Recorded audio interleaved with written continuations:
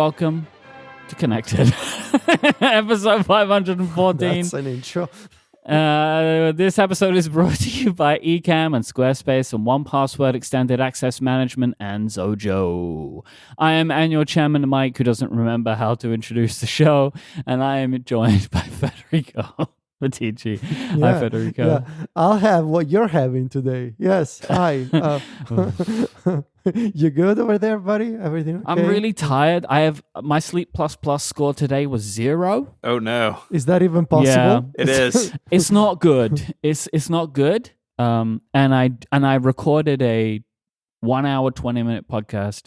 Then I had 5 minutes and I started this show. So like that's where I am. You know, I'm with a 0 score. Oh man. And I'm already like into it. You know. Mine was 69. Nice. Just right there. Nice. You And- slept well. Yeah. It was a pretty nice You're so rest. happy with that. You're so happy with that sleep score, Stephen. You're even jumping ahead of your introduction. We're also joined by Mr. Stephen Hackett, or I'm sorry, keynote chairman Stephen Hackett. Hello. Hello, Stephen. Hello, greetings. Hi. Big 69 boy. I had a There you go. terrible realization that the iPhone event is probably in 3 weeks. And I just No. hated it. Why did you have to say that? So I was talking to Jason yesterday, and he said, "Oh, the iPhone event's in 2 weeks," and I told him to F off to his, because I was just like, no, like, because I couldn't believe he was wrong. It's not 2 weeks away; it's like 4 weeks away, and like all of my emotions left my body in that moment Mhm. to think that the iPhone could be that close, but he was very wrong. I even mean, by his best guess. I'm excited about a new iPhone. I just can't think about it. Oh, I'm really excited about it, but I'm excited about it 4 weeks away, not 2 weeks away, you know? Mm-hmm. Because it's a busy time, new iPhone time. And I'm pretty pumped about it, but yeah, I need just a little bit more time, you know? Yeah. I haven't even started writing the iOS review, so I do need more time.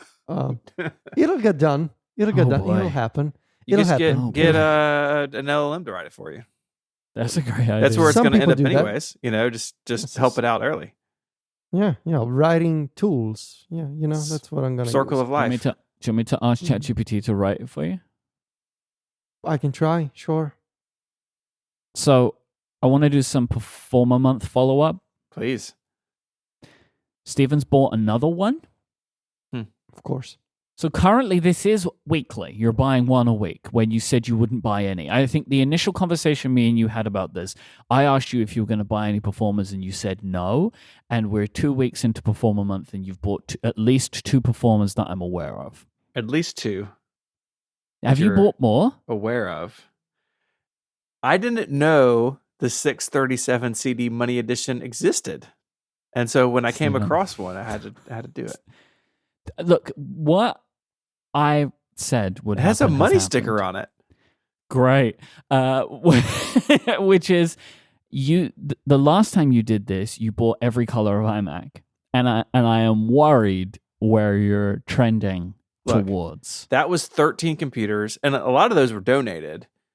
Mm-hmm. Are you somehow convinced that there's gonna be a museum that's gonna want the Performance? Because that's not gonna no happen. museum wants to perform us. But there's Okay. there's also like 48 of them, 50 of them, something. So that's impossible. Okay. Well, because the way you're saying that, it sounds like, well, there's only 48 of them. Like it really depends on the tone you're using to say Mm. that. And it sounded like you were saying, well, there's only 48 of them. That's how you sound. There is also just something incredibly funny about buying a computer called money. Mm. It's On eBay. ridiculous. It's a ridiculous computer. Are you enjoying Performer Month? I am. And more importantly, the people are enjoying Performance Month. Is the traffic still through the roof? Are you the- still on that upward trajectory? The death threats have stopped, which is good. Oh, well, that's good. That's always good, you know? You Like know, that that's is really actually when a really project positive. turns the corner. Yeah, traffic's Right. been good.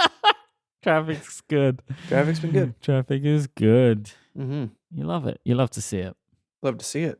Yeah, I think I've got maybe 3 articles left to write, and I'm working on one super long one. I'm gonna try to finish that today or tomorrow. So yeah, it's coming along. Join the party. 512pixels.net/ I don't know. It's just on the homepage all the time now. Slash what? There must be a Slash projects/performa-month.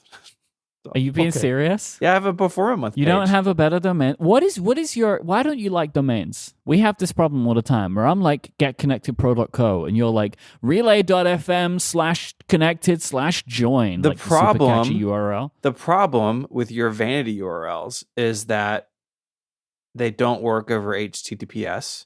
If you, as a human being, type https:// before you type a URL, I don't want you coming to my website. Getconnectedpro.co. I love it. They work if you just type them. It's only if you type https:// They don't always and then- work. I don't think it's It as always bullet- works. I don't It think it's always as works. bulletproof as you think it is. I love it. This is what you typically talk about on iMessage. It's Yes. what you do between. Yep. Okay. It always cool. works. It works 100% of the time, unless you are a sicko who types in https://. I'm going to Hover. I'll buy a vanity URL for Performa month. Let's see. Performamonth.com. It's got to be available. Perform a month. It's Yeah. gotta. Let me log in as literally me. nobody. Oh, hang on. I'm logged into like literally a friend's Hover account. Let me fix that. real No, quick. buy it on their account. Buy it on their account. Do it. What are you do doing? it. Do it. It's like the opposite of when I buy domains that the two of you should have. You know, it's like you're buying a domain for you on someone else's account. It's perfect. Performamonth.com, $17. I mean, look, this sells itself. You know, What if I Yeah. just do Performa? What if I give it a month? I Let's can't see. believe that we've been you doing could buy this show for Performa.net for $2,865. That's we've been doing this show for Performa.blog. 10 years and we're still buying domains live Yeah. while we're doing Yeah. the show. That Okay. is the mark You of a know? successful podcast when you Po- start buying Or domains. a relationship, even. I mean, you know, Mhm. you still Yes, have that too. the fire and the spice. Mhm. you know? The Performa.space. spice for domains. Performa.blog. But that's not what you want. Nope. Well, Performa.com. Performa.blog, yes. Oh, guys. No. Guys. Okay. Guys. Well, okay, Performa.com. do it. Decentralized physical infrastructure network. It Ah, is a secure plus, whereas hashing and computer power and theirs infrastructure meets the compound and non-ordinals jobs. Still foolish, still hungry, still jobs. Performa.com from EM Square D team. So they know what they're doing. Still foolish, still hungry, still jobs. They know what They're doing, right? winking right at the camera. Yeah. This is that. like when a coin was created called Cortex. This is like a thing that happened in my life. That created a lot of SEO Like a Bitcoin? issues. Yeah. Situation. Yeah. Yeah. no, like a crypto there's a thing. Bitcoin. Okay. There's a Bitcoin. Mm.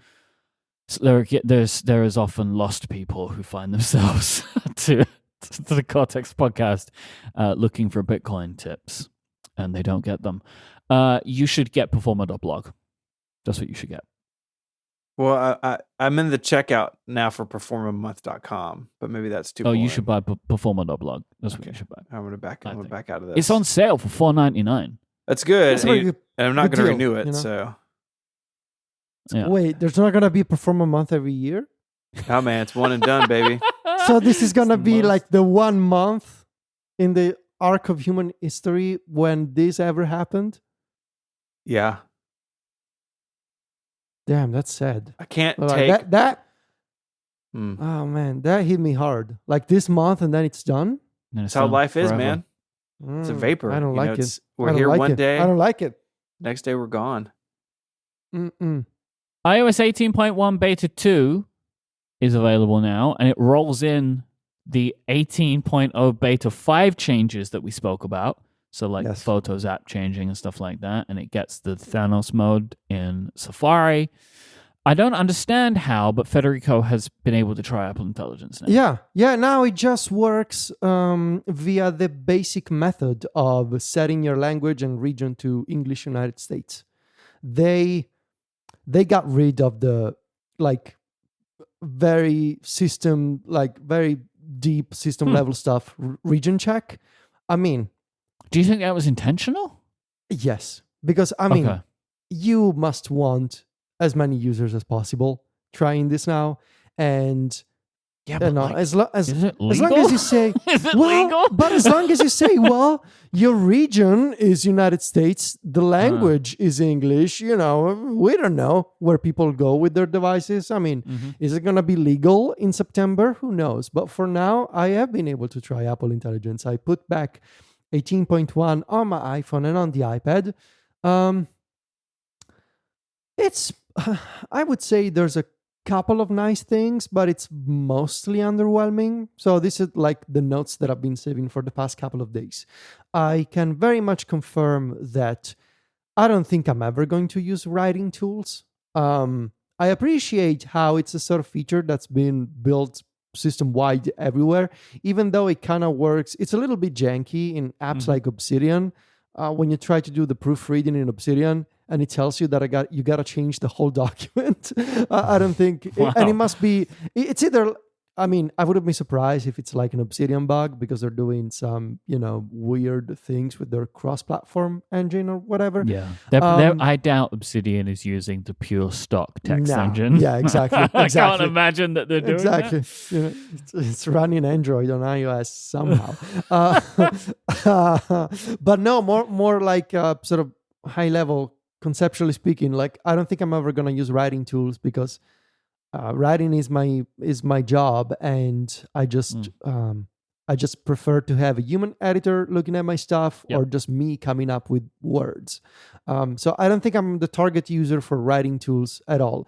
I kind of like the summaries for notifications, for messages, like in mail.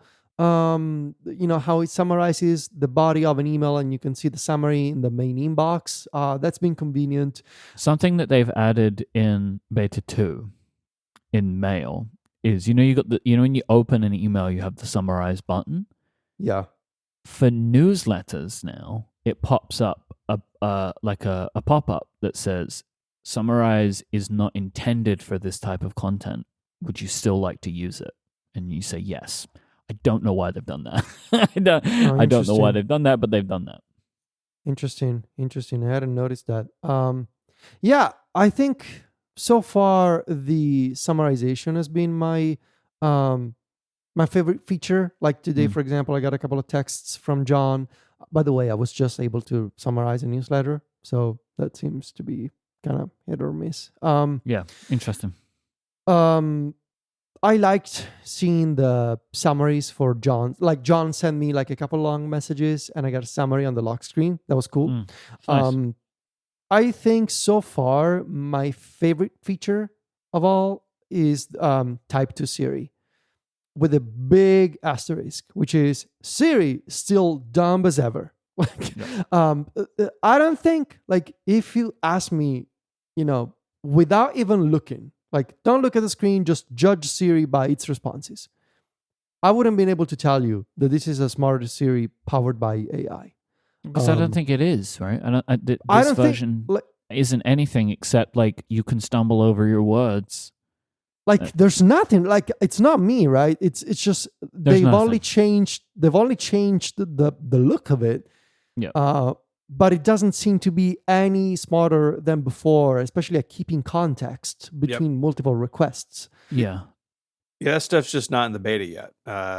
Maybe it's just not there. Likewise, it's supposed to know a lot about your devices, like Bixby was supposed to do on Samsung phones. Also not in the betas. Like, well, I believe that this version is what it is supposed to do is you can restate yourself, right? And it should understand. So you can say, like, what's the word on Wednesday? No, I mean Thursday. That works. It'll understand that.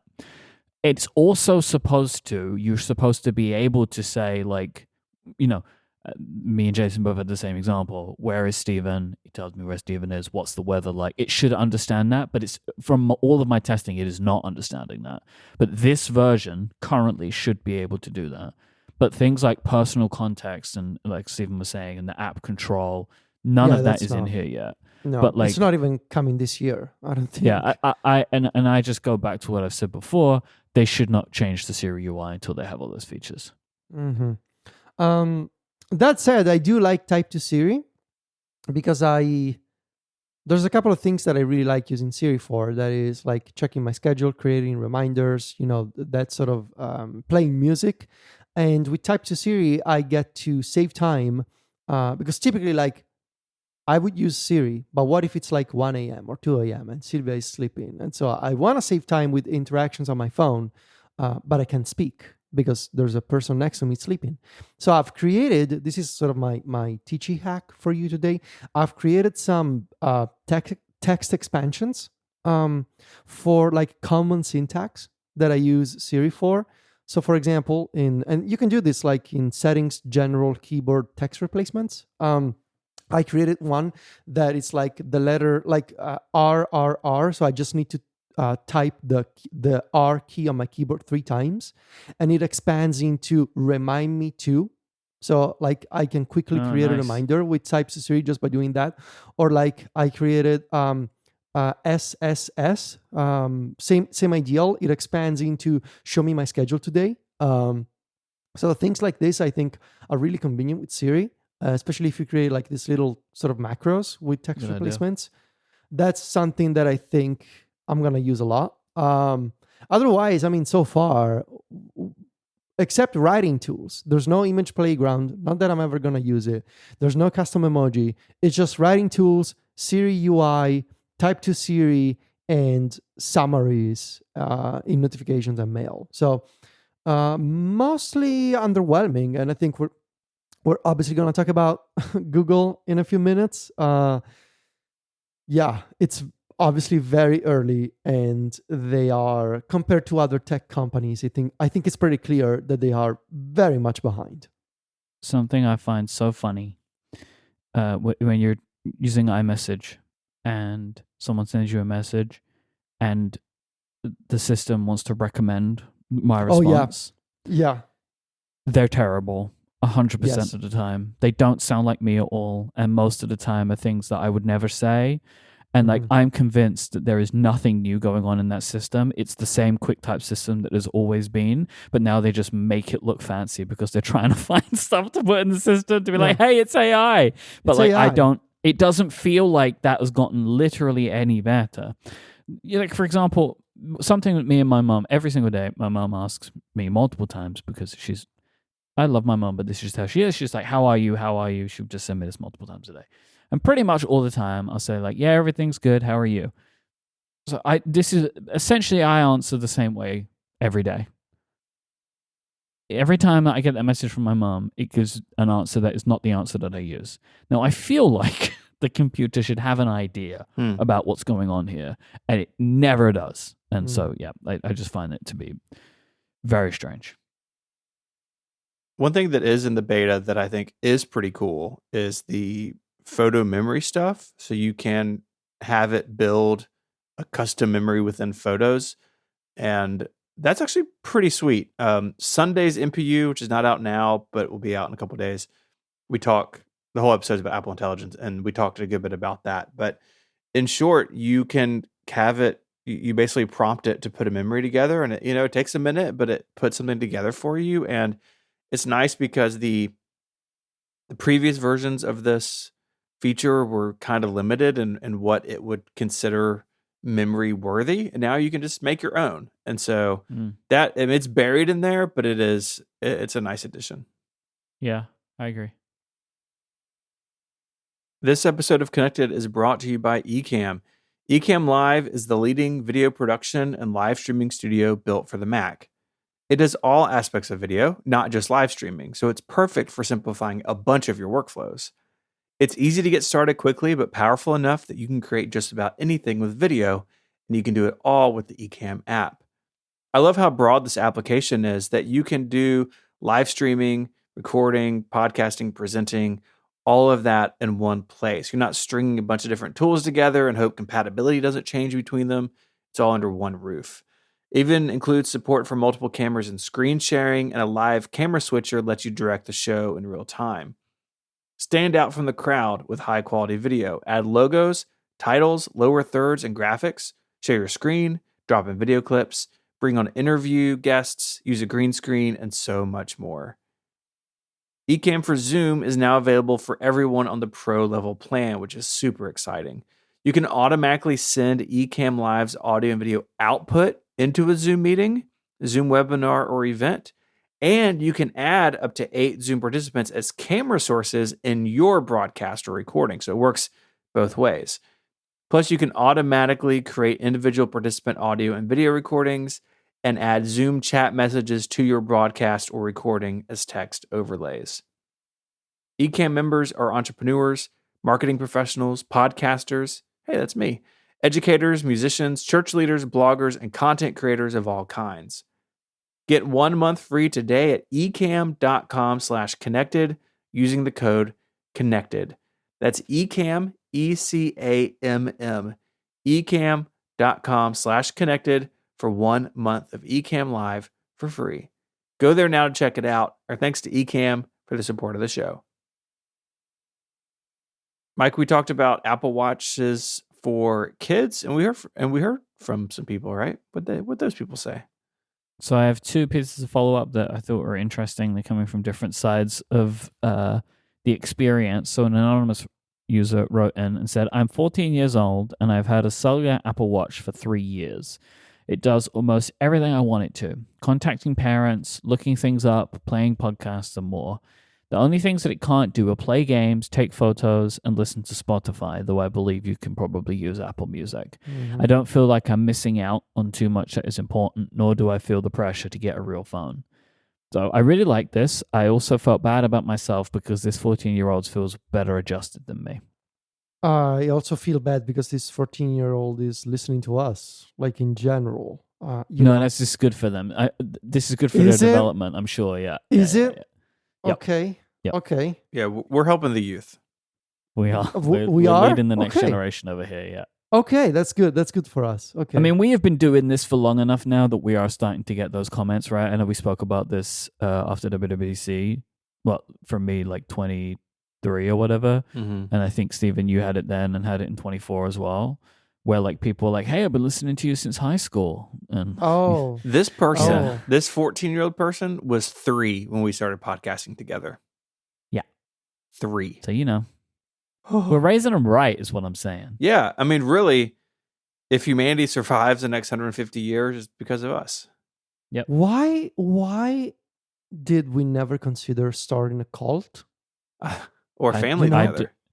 You know? You know, we could have. It's Like, we could- that's a we- great question. we could have gone into so many more lucrative businesses instead true. of doing podcasts. We can be persuasive, People Yeah, like us. Multi-level marketing schemes. Yeah. I mean, Anyway, Eric said we had a quote set up for child Apple Watch for my son when he was in 4th and 5th grade, which is 10 to 11 years old. It was great because he had a way to contact us and we had a way to contact him, and it wasn't with a phone. The contacts were locked down and the school time limitations worked well. We would even use the walkie-talkie feature when we were on family trips. We never had any issues setting up from a different phone. I really recommend it for parents that want cellular connectivity. I think these just sound really positive, and to me, I know this is an incredibly small sample size, but like this feels like a good solution for a young person to have a level of connection and to be able to use some things that they care about without necessarily getting themselves lost into an iPhone if they don't want to lose themselves with an iPhone or you don't want that for them. So I thought this was good feedback. I was happy to get it. The walkie-talkie is one of the best Apple Watch features that nobody uses. Or when I say nobody, I mean it should be so much more popular. There should be an iPhone version of it. Like, and I know that it sounds funny because a bunch of people are like, oh, that walkie-talkie is silly. But I think it's actually a very good feature. And it should be like, I would have liked to see Apple invest so much more in it. Like have an iPhone version, have it be like a real multi-platform feature across the entire Apple ecosystem. And it's just on the Apple Watch. And so few people know about it. It's a shame. I just opened my walkie-talkie app on my Apple Watch, and I have friends you've invited. Mm-hmm. And there are 3 people who I invited that did not accept my request to be a walkie-talkie friend. One is Federico. Yeah. One is Stephen. And one Yeah. is OTJ. Yeah. Yeah, you probably Heartbreak. did it. You probably did it during one of the podcasts, and Heartbreak. to prove a point, and we said no. Yeah, Heartbreak. Yeah. This is like when you open Find My Friends, and then it's like Federico can see your location. You know, no, like this that's what it's this like. thing that you guys are doing Yeah. is bordering on creepy. Like No, it's that not. you see each other's that you see We each just other's love each other. location.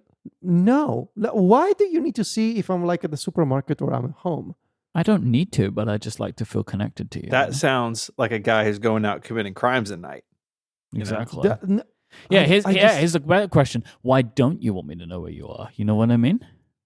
Well, I don't know, because it's a slippery slope. Like today, it's checking my location. Tomorrow, it's like, hey, Tichi, can I sleep with you in your bed? You know, like I mean, that it's- seems like it's- a pretty great progression if you ask me. But like, But here's the that's thing how that I slopes feel with the work. Find My thing. That's how slope works. That is a great point. My thing with the Find My is I feel I have no problem having Find My with a bunch of friends. But at the point when someone gets weird, I would remove them. Yeah. You know, it's like you overstepped.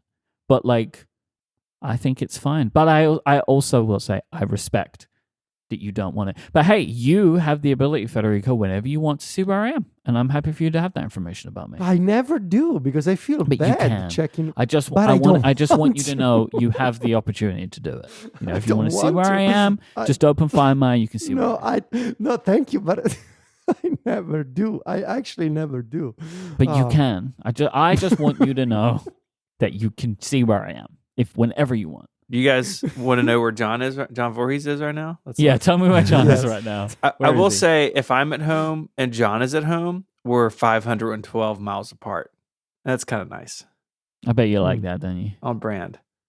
Yeah. For John. Wow, there's a lot of pizza places near John. What's going on over there? I was like scrolling around his neighborhood. Hey John, go get us a pizza. Good as a pizza.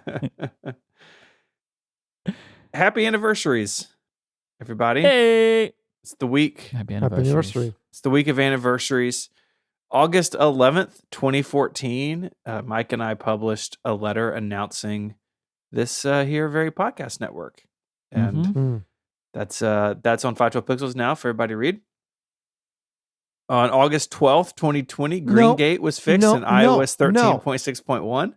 Why Here's the do thing. you always if this find was a the way? case, then why have we still heard about it for 4 years? Well, Apple says they fixed it.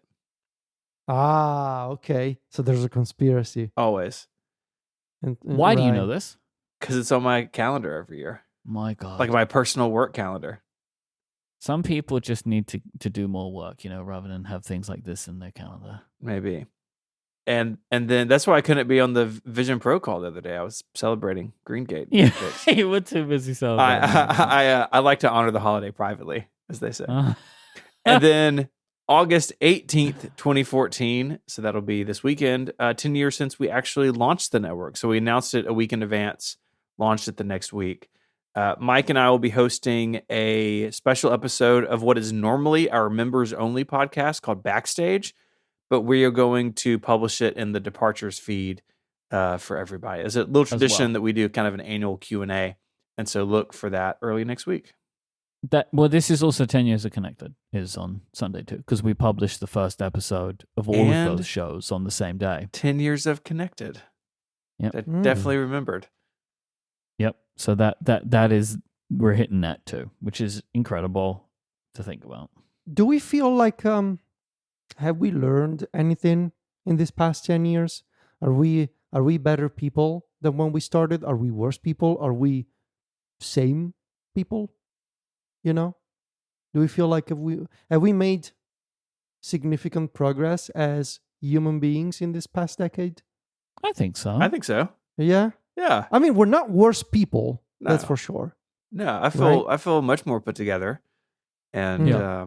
I will just say that there's something kind of nice about it. The 10-year anniversary traditional gift is aluminum. You know, we all like Apple's products, so everyone's getting a MacBook Air. Nice. Okay. I look forward to it. Not true. Aluminium. You guys are getting Performas. Sorry. That's all I got. They're not made of aluminium. No, they're not. They're all made of just beige plastic. hmm Mm. I guess there's probably some aluminium inside. It's a lot of it's stamped steel. They're pretty It's terrible. probably made with iron inside or something. It's rusty on the inside.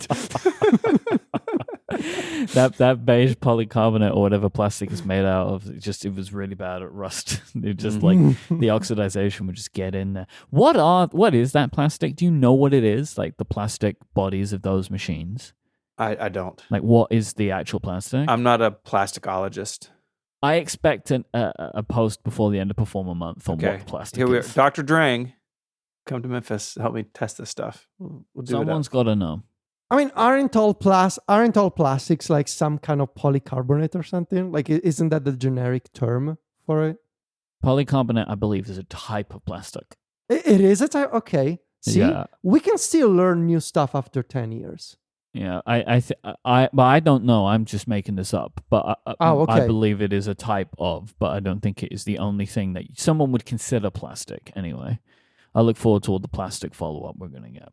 But anyway, yeah, it is weird. Like the 10-year anniversary is like strange because we just did the whole thing a couple of weeks ago, which felt like the 10-year anniversary in London, but it wasn't. It is actually this weekend.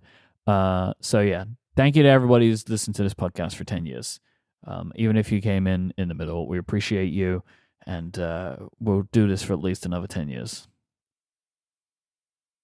This episode of Connected is brought to you by Squarespace, the all-in-one website platform for entrepreneurs to stand out and succeed online. Whether you're just starting out or managing a growing brand, you can stand out with a beautiful website, engage with your audience, and sell anything, products, services, and even content. The content thing is really cool. So you can have regular downloads like PDFs or images or music, but you can also set up courses and kind of walk somebody through content over time. And of course, it's integrated with their flexible payment systems that Squarespace has.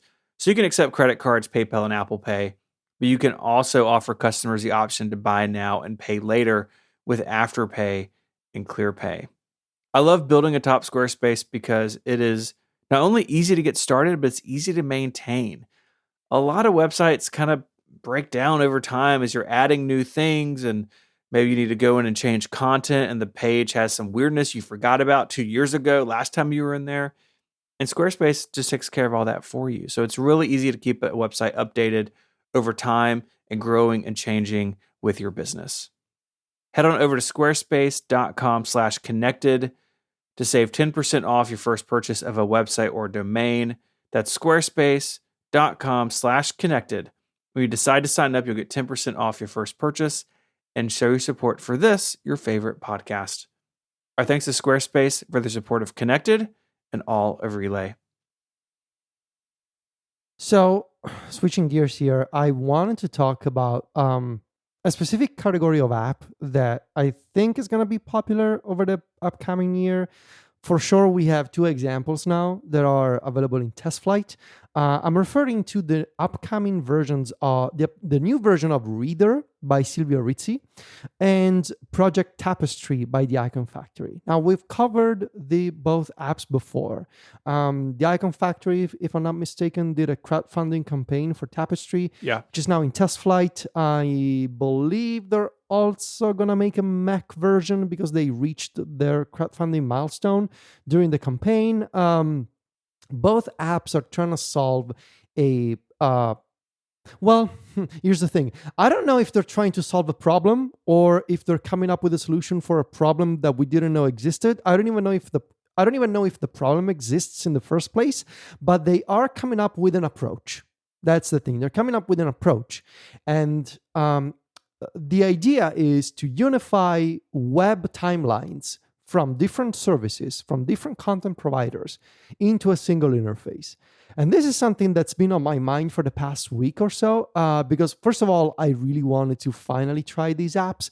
I've been putting these off for the past few months, and I thought, well, it's about time that I actually try and set up both Reader and Tapestry for myself and see what the deal is.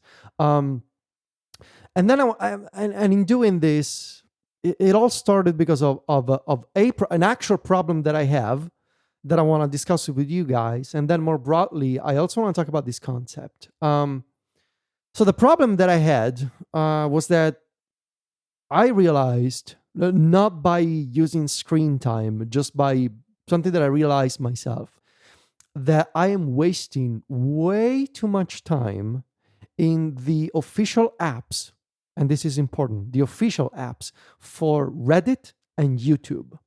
Okay. And that's because both apps, obviously, they're using the algorithmic homepage with content suggestions based on, your taste, your patterns, your history, whatever. They're doing that. They're getting their claws into you, basically. Yeah. Yeah. And they are very effective to the point where it's kind of scary. This is true for both YouTube and Reddit. Both are services that I use a lot, and I get a lot of value out of both Reddit and YouTube. That's the thing. I don't feel bad about using Reddit and YouTube. I have made some incredible connections on Reddit. I've discovered and learned a lot of things on Reddit, and I also spend a lot of time watching YouTube. It's like it's basically replaced regular television for me. I pay for YouTube Premium. Like, I get so much value out of it. Sure. The problem is that on balance, I also spend way too much time basically being distracted by the content suggestions on the homepage, to the point where over the past month, especially on multiple occasions, I've realized after wasting like an hour, before going to bed, instead of playing a video game, just mindlessly scrolling Reddit or YouTube and like watching for 2 minutes and then moving on to the next thing. So many times it has happened where I was like, I don't feel good about myself doing this. And so I started thinking, is there a way for me to just go back to a feed of just my subscriptions, and maybe every once in a while. I mean, obviously I'm still going to use the official YouTube app for search, for occasionally checking out a new channel or whatever. But is there a way where on a daily basis, my regular usage is, I just want to see what's new from my subscriptions, basically approaching Reddit and YouTube like I do with RSS. Like, just give me a feed of new content from the people I follow, from the creators I follow. And Kate in the chat is mentioning use app limits. That type of approach doesn't work with me. Maybe it's a problem of like intention. Maybe I don't have maybe my will isn't strong enough. But I don't think app limits will do what you want, though, because it's not a time thing. It's a like, if you set yourself a 30-minute daily limit on YouTube, that's not going to solve the problem. Like, if you have a 1-hour video from a creator that you like, that you want to watch, you then can't watch that video. It's not a time thing, it's an attention thing. Yeah, it's an attention thing. And so I thought, well, maybe that could be a way for me to see if this idea of, well, we're going to combine multiple timelines into one, maybe that's a way that this is going to work for me, where I can just see new content from my existing subscriptions instead of being recommended an ocean of things and only 20% of them, have actual lasting value in my brain. So I set up, I think Tapestry is very early in development. I think Reader is further along so far. So that's what I set up. I set up Reader with Mastodon, YouTube, RSS feeds, and Reddit. I have a bunch of problems with this type of app, is what I've realized over the past few days. Not with Reader specifically. I think my problem is with the idea. It mostly did what I set out to accomplish. And that is, sure, I can just see a bunch of YouTube channels and their videos, and I don't see anything else. And it is convenient to be able to replace 5 icons on your home screen with just 1 icon. The problem is that, and maybe this will get better with both apps by the final release. Maybe it's very early. I'm just saying that so far, my experience has been that I've replaced 5 apps with 1 app that is not better at anything for those individual experiences. For example, Mastodon, I can scroll my timeline and Reader keeps my position and it's got the best iCloud position sync I've ever tried. No joke, it's incredible. But I cannot do anything else. Like, I cannot boost, I cannot like, I cannot reply. It's just a read-only mode from my timeline, and that's not what I want from Mastodon. With RSS feeds, sure, I can scroll a list of feeds, but I don't have folders. I don't have all the other options I have in my main RSS reader. With Reddit, it works, but I don't have the sorting options that I get in the Reddit app, that I also get in third-party Reddit apps. Like, I tried Narwhal again. I think that's what I'm going to set up again, Narwhal version 2, instead of the official Reddit client. But like, my takeaway is that it's a good idea on paper to take timelines from multiple services. But the thing is, those services are not just timelines. They're also interactions. They're also like additional features on top of the post that you read in your homepage. And you're taking just the basics of those services and you're combining them in a single view that is not necessarily better than the original service. Does this make any sense, what I'm saying? Like, you're taking a bunch of things, but the experience on aggregate, like, it's not better than the original? Yeah, I absolutely don't want any applications like this. Like, I backed the Tapestry app to support the Icon Factory just because I appreciate them. But this is not an app type that I'm looking for, because all of these things, so let's just, for example, imagine, like, what are all the things I'd want to put in here? It might be Reddit, it might be a couple of RSS feeds, be YouTube subscriptions, Mastodon, and Threads. They're all so different from each other. Yeah. Like, it doesn't make any sense to me. Like, for me, of like putting all of these things together, like, what I'm looking at some Mastodon posts and here's a 45-minute YouTube video. Like, am I supposed to watch that now? Like, it doesn't.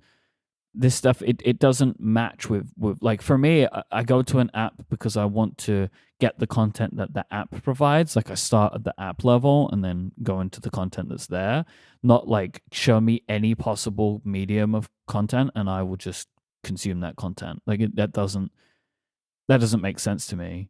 I think what you want is third-party applications for the services. Yeah.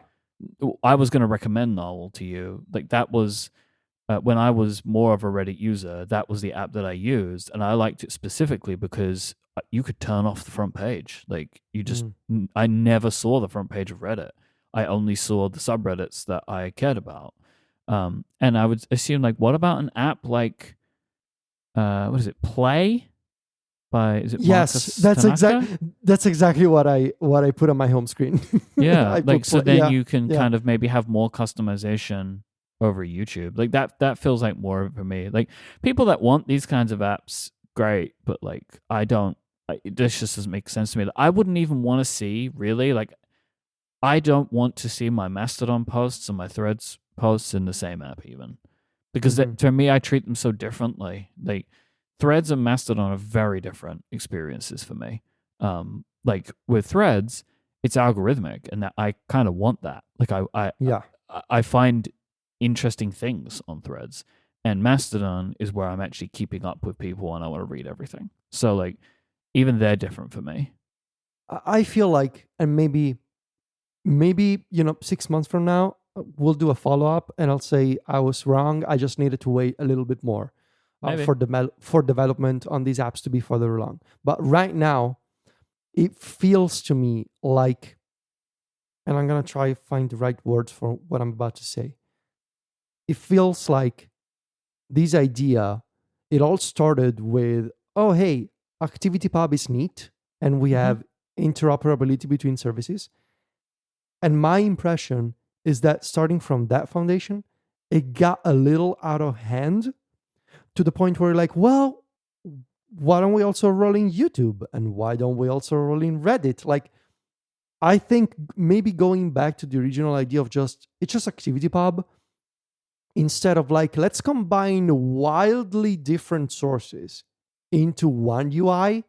I mean, you're literally combining a timeline-based thing like Mastodon or ActivityPub in general with a community forum board-like experience such as Reddit, with video playback, that's YouTube. And I mean, we haven't even mentioned the fact that Reader also wants to do podcasts. Yeah, Like it seems to me like, you know, you end up in a sort of situation with like the Homer Simpson car, like trying to do everything all at once, and you don't necessarily excel at any of those individual things. There's this weird thing of like, we're now in this decentralized world, so people want to make apps that are more centralized than ever. Like, just super app. Here's the super app. Stephen, what do you think about these experiences or these things? Yeah, I mean, Mike, I think I'm right in line with you. I just sort of struggle with apps that put very different types of content together. And even seeing federated posts on Mastodon from Threads users, like, kind of strikes me as a bit weird. And, you know, maybe that's just kind of an old way of thinking, and you know, maybe I need more time on it. But these really just sort of hit me kind of weird. And it's not for lack of polish or like good ideas in these apps. My issue is kind of category wide, not even specific with these two. And I think especially when you're mixing in, it's one thing if it's all just words, right? Like if it's RSS and social media posts, like all that together. But when you start mixing in videos and audio as well, that's really kind of when you lose me. Yeah, it's like, I mean, obviously we make very specific types of podcasts by and large that are long form, right? It's just a very strange thing for me to imagine somebody is in an app and they're reading Mastodon posts, and then they see an episode of Connected and they're like, yeah, I'll play that now. Yes. Like it just doesn't make sense to me. Like, just because you can access all of this content, I'm not sure you know you should, like, what is it, like, just because you have all this power, like, doesn't mean you should use it, like, that kind of thing. But like, look, maybe I'm the problem here, where like, just because these are options that are available doesn't mean I should use them. You know what I mean? Like, if I don't want to have YouTube videos in an app like this, just don't connect my YouTube account, and like, that is fine. But as even different apps of the same type of media, like, I'm just not sure that I want that. I think I agree with you, Stephen. Like, I'm not sure that I actually like having Threads posts in Mastodon. I agree, actually. Like, I'm happy that it's there for the people that want it, because like, why not? But I don't know. They just feel very different. Yeah. And I have my Threads account federated, right? Because there are people who want to follow me on Mastodon, and I post mostly different things on those two accounts. A lot of cross promotion with Performa Month, but that only comes once in a lifetime, you know. Everybody needs it, and sometimes it's good to get 2 posts for Performa Month. It's true. You know? You might forget that that's happening. Yeah, I feel like there is some benefit to the idea of, I just want to see my subscriptions. But at the same time, the value that I lose, and I know it maybe sounds ridiculous, but the YouTube channels that I follow, on more than one occasion, for example, the comments can be useful. Like, you know, maybe I'm checking out a walkthrough for how to install Linux on an ROG Ally, which is something that I did. I was going to say that's a very specific example. maybe someone might want to do this. I don't know, you know? Yeah, and occasionally maybe I'm running into some kind of issue, and there's a comment in the video that says, I had this issue, by the way, and I did this. Like, and so you lose all of that experience if you're just consume that service in a read-only mode. And I'm not sure, I feel like, and Reader and Tapestry, by the way, I'm calling out because they're currently in test flight. There was a crowdfunding campaign. They're from 2 high-profile developers, but they're not the only apps doing this. I've seen some other examples. There's another app called Feed with like 5 E's that Nilean previously reviewed on Mac Stories. It looks beautiful, and it's sort of trying to do the same thing. Where like, oh, you can subscribe to your RSS, YouTube channels. There's a bunch of sources, YouTube, Reddit, and like, I get the idea, but this sort of aggregation, I don't know. Historically, it's never worked well for me, and I thought this time it could be different, and so far it hasn't been different. Where at the end of the day, I'm still seeking the original source, for the original experience. Mhm. And the intercommunication is fine and it's fun, but I feel like I'm losing too much value for that to be a permanent replacement for the 5 different icons on my home screen. Do you know if like the old Reader is going to continue? It seems like it will, because Okay. it sounds like there's a new teaser homepage that says like this will be a brand new experience. I think the old Reader will be discontinued, obviously, but it'll stick around. I do want to say, design wise, it's incredibly polished. And I am sending a lot of feedback to Silvio. I sent him like a giant email last night because I do think there's a place like, well, what if my Mastodon timeline in Reader was interactive? Like, what if I could boost and compose? And like at that point, though, is it a timeline or is it a mini Mastodon client inside Yes. of Reader, right? So I do think there's a place for like actual mini clients within a single app, but that's something that is very different from just saying read multiple timelines into one. You're actually building several functional read and write clients into the same UI. And I don't know if that's what Silvio wants to build, or I don't know if that's what the Icon Factory wants to build. Yeah, maybe I'm just being an old fuddy-duddy, but I like my RSS the way I like my RSS. I don't really want to get that all intermingled with everything else, you know? But it's an interesting topic, and I think it's something that we will continue to see because of ActivityPub, because of this idea of like, well, let's just make everything decentralized. And it's funny because after making everything decentralized, you're feeling like the push from like the pull from the other direction of like, well, but what if we could centralize it again? I guess that's just human nature. I don't recall, maybe it was like an old Ben Thompson article months ago saying that it's in humans' nature to like centralized services because they're comfortable and easy to use, and they have all the benefits of lock-in.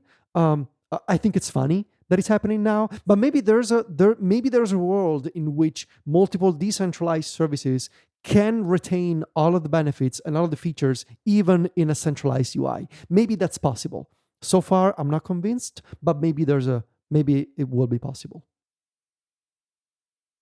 This episode of Connected is brought to you by 1Password Extended Access Management. Imagine your company's security like the quad of a college campus. There's nice brick pathways between the buildings. Those are the company-owned devices, IT-approved apps, and managed employee identities. But then there are the paths people actually use. You know the ones. They're shortcuts worn through the grass that are the straightest line from point A to point B. These are unmanaged devices, shadow IT apps, and non-employee identities like contractors. Pretty good analogy. Most security tools only work on those happy brick paths, but lots of security problems take place on the shortcuts. That's where 1Password Extended Access Management comes in. It is the first security solution that brings all of those unmanaged devices, apps, and identities under your control. It ensures that every user credential is strong and protected. Every device is known and healthy, and every app is visible. 1Password Extended Access Management solves the problem that traditional IAM and MDM tools can't touch. It's security for the way we work today. 1Password Extended Access Management is available now to companies with Okta, and it's coming later this year to Google Workspace and Microsoft Entra. Check it out at 1password.com/XAM. That's 1password.com/XAM. Our thanks to 1Password Extended Access Management for the support of the show. This week was Google's Pixel event. We saw the Pixel 9, 9 Pro, 9 Pro Fold, whose name is very difficult to say. And the 9 Pro XL. 9 Pro XL. Yes, the bigger. This is a pretty big phone. These, of course, like all Google Pixels, massively leaked beforehand. We knew a lot about them. We got some links in the show notes to some videos and some posts, The Verge, MKBHD, etc. I think let's start with the hardware, and then we can get into the what is a photo situation, because that's increasingly messy. Mike, I'm really curious what you think about these. Something about these designs and colors kind of scream Mike Hurley to me. It's all pink and green, baby. Let's go. Yeah. They're the colors of the 9, amazing. Like, they're so good. And yes, I would very much like them. The colors of the phone that I'm the most interested in, which is the Pro Fold, is just white and black, and that's not so exciting. I think in general, all of the phones look really good. I think, Google has the very polarizing, I think, very bold camera bar Yeah. for the Pixel line, but it's visor. kind of like, at least they're trying visor. something, you know? Mhm. You can either like it or not, but like it's they're trying to make it into a design element, because it is always ugly, no matter what anybody does, right? The camera area on a phone is always tough. I mean, take a good hard look at the back of your iPhone. Like, It's no bad. one wants ugly. that, Yeah, it's but bad. it is what we're stuck with. I do like the sort of more rounded look on the visor this time. Mhm. I think it's fun. Same. It kind of looks like it's looking at you, which is nice. And at least with the Pixel 9 and the 9 Pro, compared to other phones, like, it is at least the whole way across. So Yeah. your phone on the table is not going to bounce around, if you care about such things. Yeah, and if you have a case, I mean, for most people, I don't think that's as big of a deal. But you live the caseless life. It's a good life. Caseless. It's a good life. Caseless. No, It's just caseless. I just don't have Yeah. cases. That's all it is. That's all it Let's is. talk about the Fold in particular. So it's Yes. 6.3 inches outside, which is kind of in between the two Pro-sized phones, and then 8 inches inside. So that's what, iPad Mini-ish, I mean, there's always the aspect ratio thing, right? which is Where, totally Sure. very different.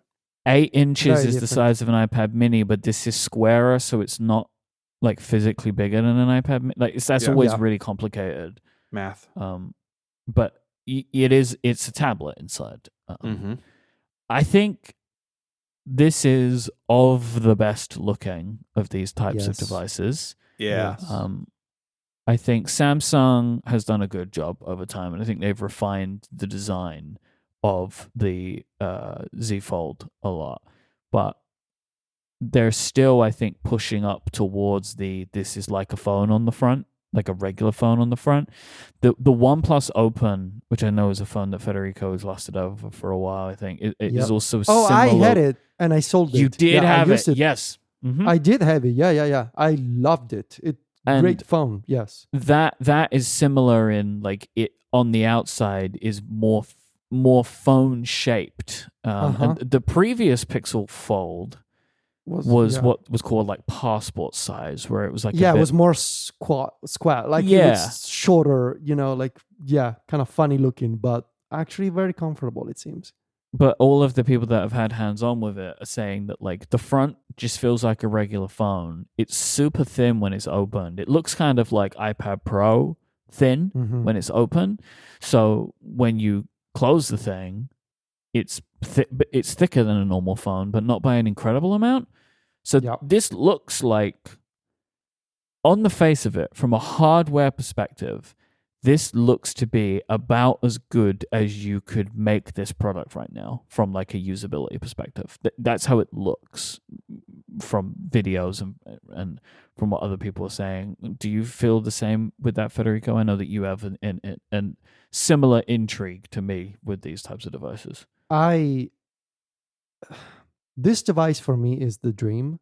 Mm. And I was so close to pre-ordering one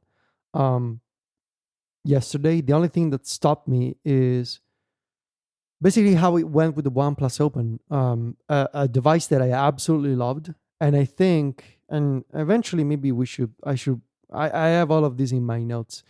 I think the OnePlus Open was doing multitasking. I had some multitasking ideas much more interesting than the iPad. Not that it's a high bar, but like some actual novel multitasking ideas for that form factor. But the only thing that stopped me from pre-ordering one was that the problem is what I do for a living and the fact that I don't like the Android app ecosystem. it's not even Android the problem. Like I could use Android just fine. And as we'll see, maybe I would even use AI more on Android. But my problem is that it's not as fun as iOS for the types of apps that I like to use, like indie apps. I was almost gonna say boutique apps, but that's sort of how it feels on iOS sometimes, right? All these, very designed, opinionated apps from indie developers. That's what I like. Mm-hmm. And that also happens to be what I do for a living. And so giving that up would be an issue for me. Like I wouldn't know what to do with that device. Could I get it like as a second device to just use for watching videos and reading books? Yeah, but I mean it's an expensive device to use as a fancy as a fancy Kindle. $1,800 or Yeah. something like it's very expensive. But like my dream right now is the Apple version of this, like the iPhone that you unfold and it becomes like a square-ish tablet. That is the dream. Like I would be all over this device if it didn't run Android. That's my only issue. The current rumors are we are like 1 to 2 years away from a folding phone, but all of the rumors are pointing in different directions as to what form factor this is actually going to be. It's like there isn't anything right now that feels locked on one way or another. Like there are some people who are saying it's going to be like a Z Flip, and some people are saying it's going to be like a Z Fold. Like, and it's one is just take your iPhone and fold it in half, and the other one is take your iPhone and open it up. Yeah. I genuinely think both devices in Apple's lineup would make sense. Yes. I think personally, I actually don't know which I'd prefer. Like, do I want my iPhone to get thicker and heavier again? Like, I don't know if I want that, really. Like, I like the idea of having a tablet at all times, but do I want it at the expense of a thicker, heavier phone again? I don't know. Like, that's an interesting question to ask, right? Because similar to you, Federico, I've tried all the form factors of these devices, but I always end up moving away from them because it isn't the operating system experience that I like. No. But is that also saying that maybe I don't find the experience overall compelling enough? Like, I actually don't know the answer to that, truly. But this device being like Google version of Android would be the nicest version of Android. They seem to have done some work and they've refactored the form factor of the device to make it so that you're going to get more like full screen applications and less like black bars on the apps that they were having before, like Letterbox and Pillowboxing. Yeah, it looks really nice, but I had a similar thing to you where I was like, let me go take a look. And there were two things that happened. One, £1,800. I was like, well, I don't want that. And it's like shipping on September 4th. It's like, well, no, I definitely don't want that. Mm-hmm. So I just didn't do anything. But I'm intrigued for the reviews. Yes, same. Yeah. Steven, did you order one? I did not order any Pixel phones. Okay. I think my Pixel's a 5A, but I've sort of given up on like, I don't know. I used to keep a Android phone around and like use it every once in a while. I just realized I wasn't ever doing that. So yeah, I also just think everybody that says that, like, let's just be real. Like, you just want to have an Android phone because you think the device looks fun. Like, we don't have to all say the same thing of like, oh, it's just my testing phone. We don't test anything on these phones. We just think the phones look cool, so we buy the phones. And for a while, like mine was in the era of like where they could do cool night photography. The iPhone wasn't, right? They feel more similar now, I guess. Saying about photography, that's one of the downsides of the Fold, is it has worse cameras. Which Samsung Pixel also Pro does, right? On their foldables? I think that's changed as of this year. Okay. That was always a thing, that like, especially the Z Flip, it was always like 2 years behind. But they made the Z Flip more expensive this year, and one of the things you got in the trade-off was a current camera. Federico, you mentioned AI on these phones. Obviously, that's an increasingly important thing to Google, especially on the Pixel phones. There are several kind of scattershot features they mentioned. One is an AI weather report, which is hilarious. It just looks so stupid. Just like it takes so long. Like in the demo, it takes so long to generate the report. It's like I already know what the weather is now. Mm-hmm. I've seen it all. Yeah. Just go look outside. The Screenshots app I think is really interesting. So this is a separate app from the Photos application. It gathers all your screenshots. It does a bunch of text searching, and you can go through them and find things. If this works, I think it's actually really interesting and Yeah. potentially more interesting than just like a filter in Apple's Photos app to get to your screenshots. And I think the idea here is like eventually I could just like take a picture of an important thing and then ask my assistant about, hey, what time is that meeting that I took a picture of the flyer for? You know, like that is kind of the future I think a lot of people want. I don't know if the Screenshots app on the Pixel 9 is going to get there or not, but I think we're moving in that direction. And to me, at least, that's pretty exciting. This is the thing that I think I saw. I was like, oh, I actually want this on my phone. I will be shocked if Apple doesn't come up with a similar Screenshots app. I think this is exactly what they could do. Say that it's processed on device, that you take the screenshots. It's not like the OS continuously scanning what's on your screen. It could be a nice way to sort of release some of the pressure for like text search and, data detectors and all that sort of stuff from Photos, especially now that they're sort of rethinking Photos more around discovery and like people, trips, pets. I think this is exactly the sort of thing that Apple should do, and I would be very surprised if they don't show off something like this within the next year. Why is this a separate application called Screenshots? Well, because that's what people do every day. Like people take a lot of screenshots every day, and But you see, You know- Stephen described a scenario that I also heard David Pierce describe on the Vergecast, which this app would not do, which is I took a picture of something. Yeah, I realized that as I was saying it. It's not the perfect example. David Pierce said the same thing. He was talking about he goes past a library and they have like their dates up for when they do a book sale. David Pierce is smart and handsome. He's very smart and handsome. And like I don't this should also be able to search stuff inside of photos I've taken of things is the Mhm. way that I look at this. Like Mm. not just screenshots. Sure. Right? Like I would like an app that searches all of that, right? Because like if I took a picture of a poster, I would want that too, as well as I took a screenshot of a website thing. I mean, and look, realistically, I don't want any of these things. I want recall. That's what I want. Well, yeah. That's what I want. But now everyone's. I think that this app may have been different, and then this app changed, like because it is an. They're clearly dipping their toe in to the water of this, right? But they're like, oh no, it's just the screenshots that you choose.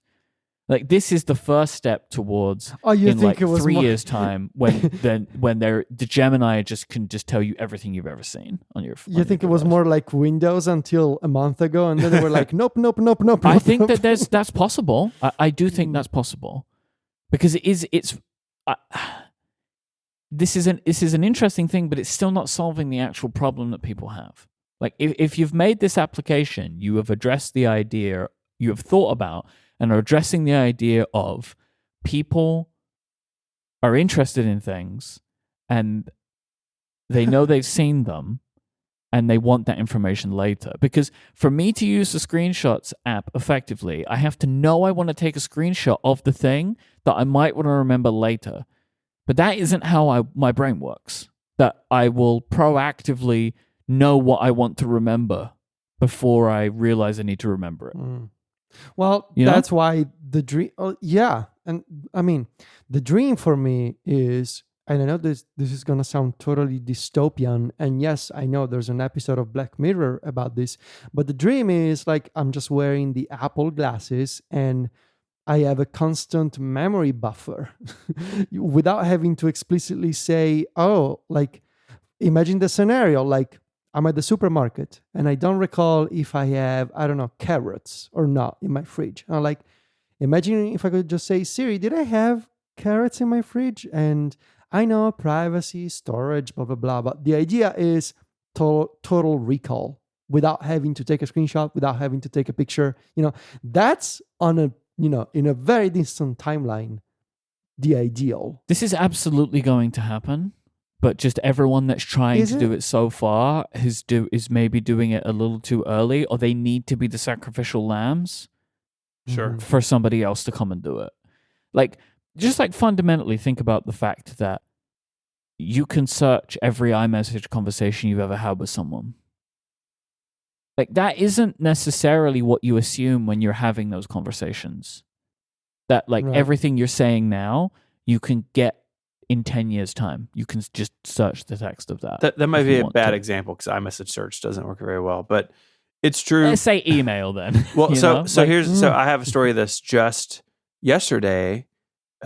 Carrie sent me a message in Slack. I was like, "Hey, do you have my resume and cover letter I sent y'all when y'all were hiring?" And she was like putting something I together. don't like the and sound of wanted that. And no, she's not leaving. Okay. No. And she's like putting something together and like came across it in a book. And anyway, so I found it. God, just opened up email and found it and sent it to her. And it's like, wow, this is, everything is permanent, and it is. I do think there's something to that, Mike, that maybe this was more. I think Jim and I could probably do more, but boy, Microsoft really fell on their sword. Spoiler alert, don't store all this in plain text on disk. Like maybe don't do it that way. Google and Apple needed Microsoft to do that. And I think it probably set everything back a little ways, and maybe that's good, maybe it's not, but you don't want to be caught in the situation Microsoft was caught in, for sure. What about AI generated art and magic editing? Are we excited about taking a picture? I think in the keynote there was a picture of like a road and like turn into a river, and suddenly it's a river. Mm. Do we need this? Is something that we want? No, No, I hate it. no, I hate we it. don't need this. I Like, don't like this. this is there's one side of AI that I think, if we set aside the conversation on the data sourcing and like just think about the feature, there's a side of AI that is actually useful, and there's the other side where like, yeah, well, the tech made it possible, so why don't we just let you, I don't know, this was a picture of a road, and now it's a picture of a river. Like, is it necessary? We've said this many times before, like especially given the world that we live in, misinformation everywhere, fake news on all kinds of social media and websites. Like, now your phone can totally modify a picture or turn a photo into something that never was or never could be. Is it cool? Yeah. In the same way that you could say, hey, isn't it cool if I don't know, do something totally stupid? Like, I mean, yeah, but also it's also something totally stupid and dangerous. Hey, would So it be cool? I don't get it. Hey, would it be cool if I spent, I think so far, 18 hours writing about Performas on a blog? That'd be cool. Exactly. Just got the AI to do it for you. Can I tell y'all? I don't think I told y'all this. So I had a meeting at our bank for uninteresting reasons, and our new person like wanted to know about the company and how it started. Anyway, so I was telling him the story. I was like, back, however many years ago, I met Mike. He was podcasting, and I was blogging, and he had me on his show. And the guy who was about our age was like, man, I don't think I've ever heard anyone's story that started like who's successful started with blogging. I was like, well, I feel ancient. Wow. Wow. Well, Okay. I mean, he ain't wrong. No. I was like, sir, let me tell you about the Performa 637 CD Money Yeah. Magazine edition. And then they Yeah. closed our bank account and we didn't have a company anymore. So sorry. That is Anyways. very funny. There aren't many people, right? That there was a very short window of time, incredibly short window of time for that. Yeah. Right. Because now I don't think people start blogging and become No. successful. And that way. 512 Pixels is 16 years old almost, and Mac Stories is almost 50 or is 15 years old. It's like, you know what? We were right in the band of time, and we made it. Okay, we have to talk about AdMe. This AI, I guess it's AI. I don't. It's just also just I like don't even think you would call this AI. I think this is just a great feature. it's also just photo merging. Yeah. And MKBHD did an example of it in his video. We have a link to that. Where the situation is you want to take a group photo, but there's no one around to take the group photo, right? We've all been in the situation. It's like, I don't need to be in this. You two get in it or whatever. or you want to do like a selfie, but no one's arm is long enough to get it far enough out. And this is a feature that you basically take the first photo and it like figures out how much space to leave and has you like move the phone around a little bit so it gets additional depth information. And then it walks you through taking a second photo with the person who took the first photo, Mhm. and then it merges them. So all 3 people in my example are in the photo. And like, who knows if this actually works in the real world? Like Marquez had one example. He said that's all he was allowed to do, but pretty sweet. Like, Can, I think this is a can great you idea. explain? Can you explain to me the scenario in which, if you're running into this problem, you don't take a group selfie or you don't ask a person nearby to take a picture for you? well, I mean, sometimes you don't want to ask. I mean, I've Yeah. been in this situation. Like, oh, we'll take a photo of Why? my family. It's like, do I want to hand a stranger at the zoo my phone? Like, that's weird, you know? The scenarios are slim but exist, is the way I would put it. Like I am kind of sitting in between the middle of the two of you here. I will say, as the parent in the group, if it's like a family photo, and that's not what Marquez's example was, but a family photo, like the group selfie doesn't usually work if your kid is half your height or you want like a nicer looking image. So I actually had this happen recently. So the Liss family came to our home, and Casey wanted to take a picture in our garden of everyone. And Casey had to balance his camera very precariously on a brick wall that sounds like to Casey. get the timer thing. Yeah. And like when I saw this feature, I was like, it would have been easier if he would have just taken the picture and then come and like take the second picture, and that Casey's in the Mhm. picture. You know what I mean? Yeah. But like, I agree. These scenarios are very slim. Like most of the time, you could just take a selfie because it is rare that there is a group. Plus, like I think today selfies are better than Yeah. Especially, the like I'm putting my phone over there picture. You know, especially if you do them in slow motion, Yeah, slow I don't know. feeds. Wow. Slow feeds. Slow feeds. Usually I just ask someone Yeah. nearby to take a picture with me. And here's my tip for you. Obviously you gotta hand them the phone on the lock screen, so all they can do is just take a photo. But when you approach a stranger with your phone asking for a picture, you want to make it clear through various signals that you can outrun them if they try to run So do you away have with to your like phone. ask them and then run away really quickly? No, what but do like I don't know, you go there, like you stretch a little, you make it clear that like you do a little stretch, you make it Here's clear. my phone. Let me loosen up my hammies. Exactly, like you make it clear, like look, buddy, if you try and outrun me, you're not, this you is could not be gonna like, end hi, well my for name's you. Federico. I can do a 25-second mile. Not 25 seconds. You know what I'm saying. Wow. I can do Or, 100 you know, meters in 25 but- seconds. By the way, can you take a picture of us? Yeah, you just make it clear through various, physical signals that you're not somebody to be messed with. I love it. In I love terms it. of running away with your phone. There's a way to do it, and I've always been successful. On this, I get asked a lot to take pictures of people. This happens to because me because lot. maybe they think they cannot run you. You know Oh, what? That's what You it know? is. That is what it that is. guy looks I've pretty never slow. been Let's fast. ask him. Look how beleaguered and labored he is in just his regular walking pace. Really, We have no problem with that Breathing guy. heavily on the sidewalk here.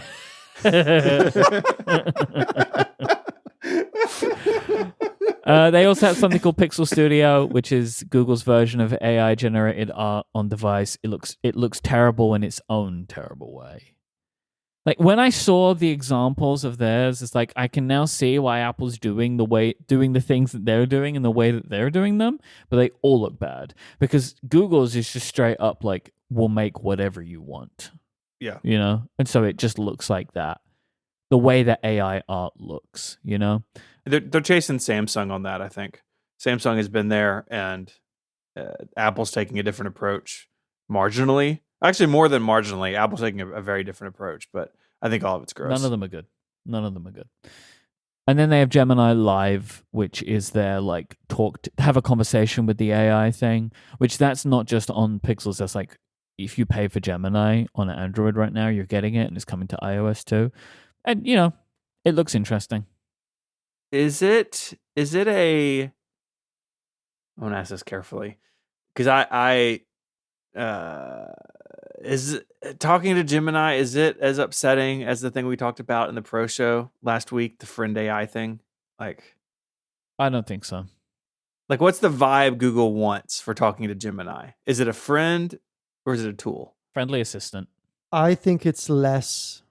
It's even like less flirty than the original OpenAI voice demo from last month. Like it sounds pretty normal Okay. to me. Okay. Yeah, not creepy. It's Yeah. like talking to an assistant, like their assistants, you know. Yeah, Okay. It's Yeah. not. It doesn't really feel like it's trying to have too much of a personality. I Yeah. mean, it talks in a personable way, right?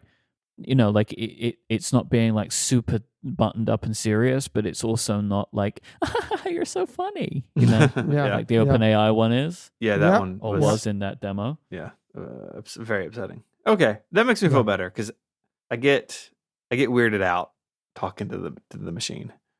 Oh, none of them are good. Yeah, You know, like yeah. none of it's like quote unquote good, but like maybe not as concerning as like this thing should be your friend now. Right, leave your wife and live with the AI. Yeah. Before we move on from this subject, and maybe there's other things you want to talk about, but I want to make sure I just hit this before we move on. There's a great article on The Verge, which is titled "Every Time Google Dinged Apple During the Launch Event." I want to read three Oh, yeah. quotes to you. I enjoyed this. Yes. These were all from the presentation, like from various presenters. First one, Gemini is available around the world right now, far beyond English speakers in a single market. Mhm. Gemini can handle these kinds of complex personal queries within Google's own secure cloud without sending any of your personal data to a third-party AI provider who you may not know or trust. Wow. Yeah. Mm. Yep. Yeah. Which is like, I like that because that's a double burn. They got like a twofer in that. They got one, Apple you know? and OpenAI all in one. Yeah. And something that I think will become increasingly important as this type of technology continue. All of the demos we're doing today are live. Yeah. Yeah. I think in this world of AI, this stuff is going to feel more impressive if Apple was to go back to live demos again. Yeah. My general feeling and takeaway, and this has been brewing, I guess, in my mind for a while, and it was confirmed yesterday. If you asked me last year, the answer would have been different. But I think from a consumer perspective, I think the company that is now maybe best positioned to really sell AI is Google. Like, They I have do a think- massive advantage right now. yeah, and maybe last year I would have said, oh, it's OpenAI because Google Bard, as it was called, it's so far behind. But now, if you take a look at like actual things that people can do on an entire ecosystem of devices, I don't want to say that if I were Apple, I would be scared. And I mean, and maybe they are. But I think Google is really flexing with this event, saying, If you're well, in the Android ecosystem, look, they're just creating a more and more and more compelling device to buy. yes, Right. yes, And so they've always been a good choice. Now they feel like a really obvious choice. I mean, we'll see what the reviews are like of these devices, but everybody's impressions is all some form of, oh, they finally did it. Like referring to all of these devices, that like the overall package of all of them is really good. And yeah, it makes sense that it's always made sense that Google should be able to do this. Google invented the technology that enabled all of this, right? Yes. The transformer model is a Google invention. Right. And so, you know, I mean, Gemini had a very bad launch, but they seem to have gotten over all of that now. I think it also goes to the point, and we've talked about this in other realms before, that it's really hard to go up against the platform owner, right? OpenAI and ChatGPT, even with Apple's integration, is held a little bit at arm's length, right? It's not baked into the OS like Siri or Gemini. And even if you have a better product, and like, you know, I don't know where Gemini and OpenAI's tools like blow by blow where they stand right now. But even if you're better, it's hard to be integrated, right? And like the EU loves that sentence, which is why they're doing what they're doing. But it's true. And if you're OpenAI, you're always, to a degree, going to be on the outside looking in. And maybe you have first mover advantage, but somebody like Google is going to catch up to you. And when it's built in and has access to the system that you don't have, that's really difficult to overcome. let me ask you guys A question. If we didn't cover Apple specifically for a living, like if we were more like people working on a website or a podcast network, like more like general tech news, like The Verge, for example, today in 2024, would we use Android or iOS? I think I would still use iOS, but I think that the answer to that question could be different in like 2 or 3 years from now. I think with the current trajectory, I still think right now today, because for all of the things we were talking about when we talk about the Fold, right? Like I am still drawn to the overall experience of iOS more than the overall experience of Android. Yes. But if these features actually do become really important, and I still think the jury is out on that, like clearly Google is ahead, and like the effort that Apple have to go to get to their level is big. Like they showed us a bunch of features at WWDC. It's even that full package I don't think matches Gemini, and we're not going to get some of those features for a year. So I don't know. What about you, Steven? That's a really hard question. I mean, I was a big Apple user and fan before we started this, but Android is more compelling than ever. I don't know. It would be hard. I think I would still be in the iOS camp, but I struggle with the multiverse question sometimes. Do you remember when you had a Droid? Droid, I did because AT&T had the iPhone exclusively in the US, and AT&T was miserable at St. Jude. We were at St. Jude a lot, and so I bought a Droid on Verizon, and then I bought the iPhone 4 when it came to Verizon and came back to the fold, so to speak. Found an article from November 2010, Reflections on Android, and I'll put it in the show notes for people. I wonder how that reads. And also one from March 2010 called Why I Switched to Android. I'll put both of those in there. Oh, yeah. I had a Palm Pre in there for a while, too. Oh, boy. Now that's a phone, you know? Yeah. Man, WebOS had some ideas. They had some ideas. This episode of Connected is brought to you by Zojo. Zojo offers a powerful cross-platform development environment that's perfect for Apple enthusiasts looking to create their own apps without the complexity of any other coding languages. With Zojo, you can quickly create and release apps for macOS and iOS, which means you can reach millions of users using a single programming language with an intuitive IDE and drag-and-drop interface building capabilities. And listeners of Connected, who we know are passionate technology users, will love the intuitive interface and rapid development capabilities that it delivers. Zojo is free for development and testing, and Connected listeners can take 15% off any license with a coupon code CON24. That's CON24 through October. Just go to Zojo, that's XOJO, zojo.com/connected. That's 15% off any license with coupon code CON24 through October 2024 when you go to zojo.com/connected.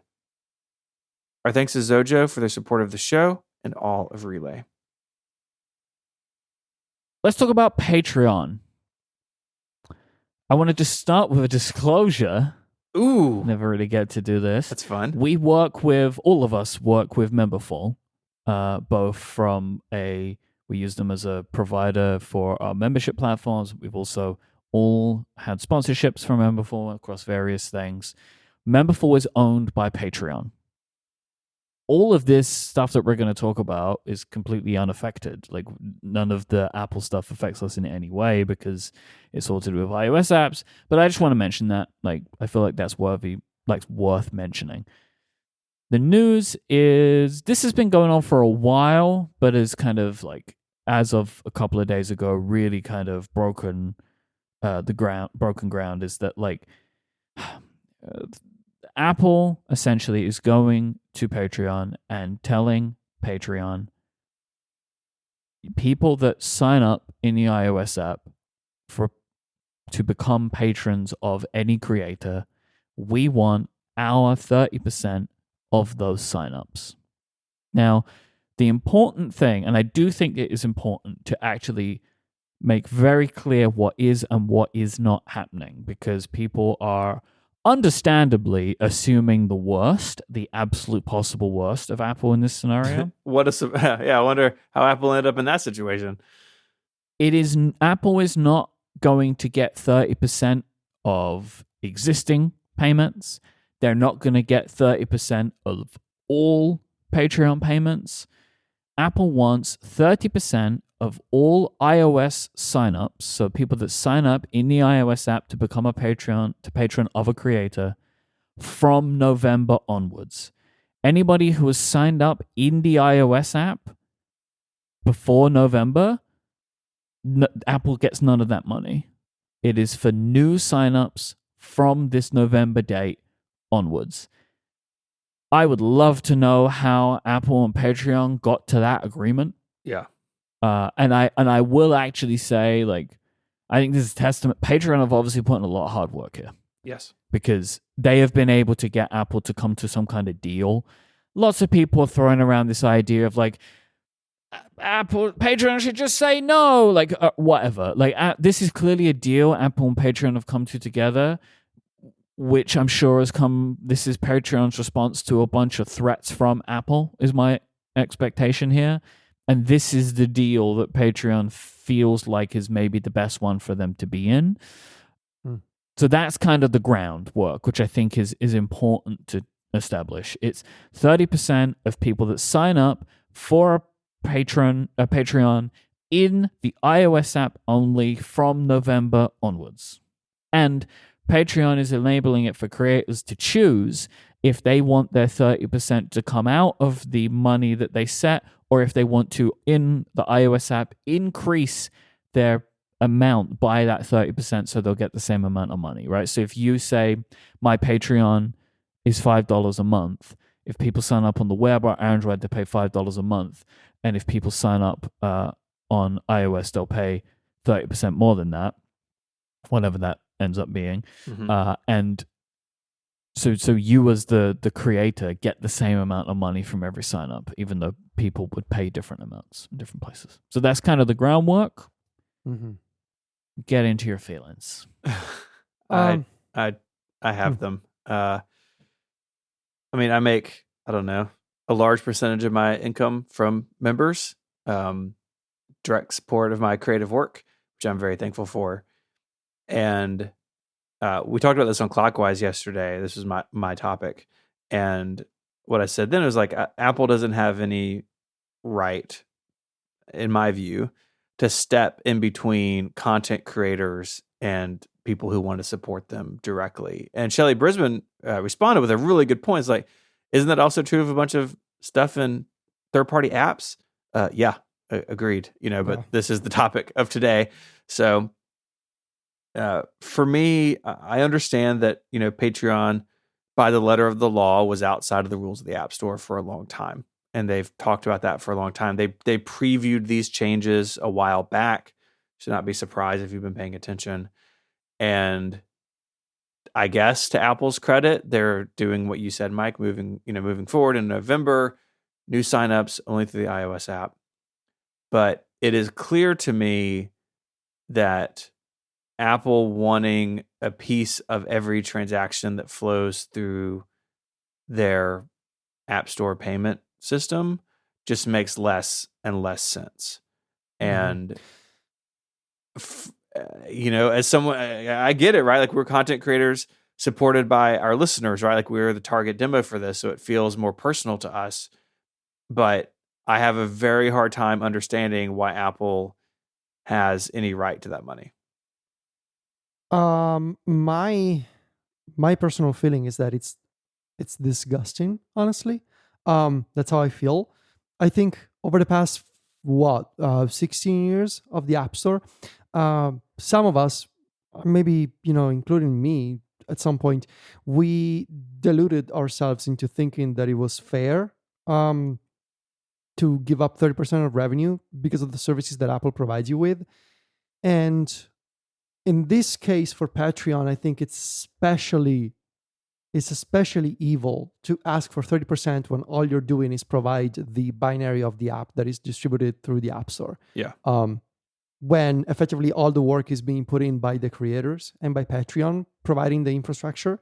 I just cannot believe that 30% is justifiable because you build the OS and you build Swift UI and UIKit, and now you're asking for 30% of all the payments that occur through the iOS client of Patreon. It just doesn't make any sense to me. And I think, I feel like what Apple doesn't seem to understand right now is that there's a financial cost for these things and there's a reputational cost. And what they seem to be failing to understand right now is that their reputation is running away from them. If you just consider the past year when all the DMA stuff started, and I mean, let alone all the App Store and developer controversies from the past several years. But even if you just put your mind to the last year alone, Apple has gone in the public eye, in the media, has gone so quickly from being, the company formerly created and run by Steve Jobs to this sort of greedy, monopolistic entity that doesn't really understand creators and creatives. And I think it's quite scary to think about it. And it's even scarier that they don't see it. Sometimes you gotta lose money. That's what I think. That sometimes you gotta be flexible and lose a bit of money, especially when you're worth $3 trillion? Yeah. I forgot.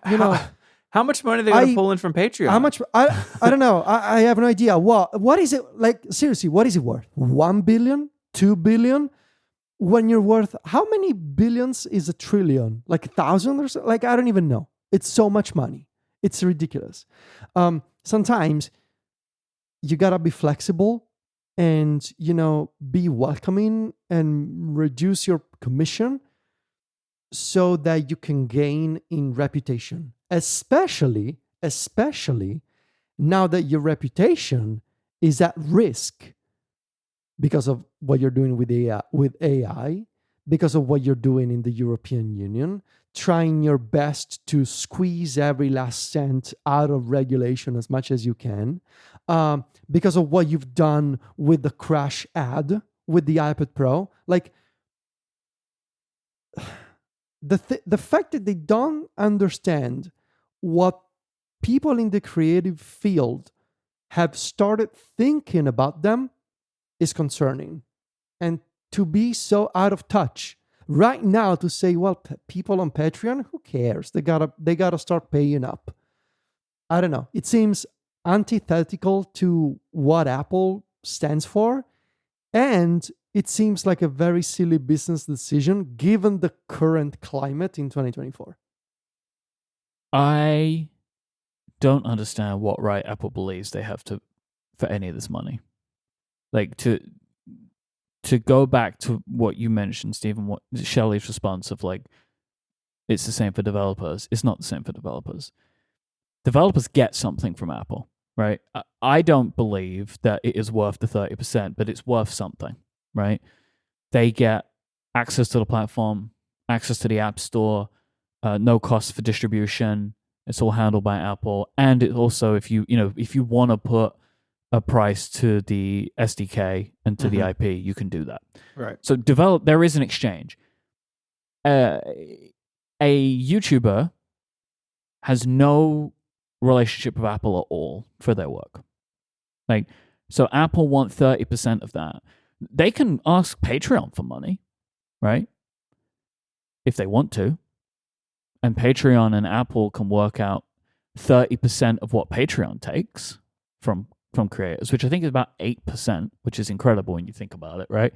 Because Patreon are providing all of the infrastructure, like similar infrastructure. And here's the thing. I think this is actually, I believe this is the biggest risk Apple's taking reputationally when it comes to money. Developers, people don't care about. I love developers. We love developers. Everybody listening to the show loves developers. The average person, they don't think about developers. Developers. They just don't think about them, right? It's not something that they think about. People don't even like paying for apps anyway, right? People don't think about it. Sure. Content creators, though, people love their content creators. People love their content creators. And they want to give them money because they have that relationship to them. What's going to happen now is content creators are going to say, sign up for Patreon, but not on iOS. Sign up on the web or Android, but not on Apple. Don't sign up on Apple because you'll pay more. It's interesting that is a thing that happens on Meta's applications, where if you go to buy an ad or a couple other things, it's like they show you like Apple markup or Apple. I forget what they call it. It's something kind of cheeky, and of course Meta can do it because they're Meta, and Apple's not gonna. Well, so even then, like Meta can't be as brazen as a YouTuber will be. Yeah. Right? Where they will say, like, Apple will charge you more. Yep. So you should just sign up on the web.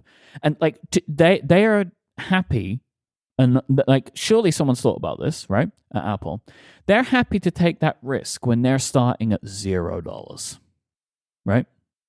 Every creator will start to say, don't do this. And Apple is starting their relationship with Patreon making no money. Yeah. Because it starts in November on a clean slate and it's everyone from that point. So Apple is willing to take that risk starting at $0. They'll make maybe $100,000 maybe in the first year. Like it's not going to be a lot of money. No. Like No. 30% of the people that sign up for Patreons in the iOS app. Like there are so many layers you have to go through, and then you're putting yourself in the position where every Patreon creator will say, don't sign up on Apple. Apple wants to take money. As well, Apple are happy for their customers to pay more for digital goods. They don't care as long as they get there. They don't care that Spotify is more expensive. They don't care that YouTube's more expensive. They don't care that any of these things are more expensive as long as they get their 30%. So, like, if you are a customer on Apple's platforms, you pay more than people on Android, and you pay more than if you just use Safari.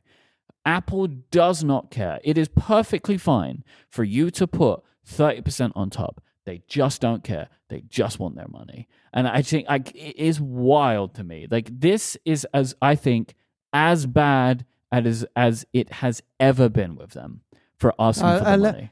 Let me say, I think it's also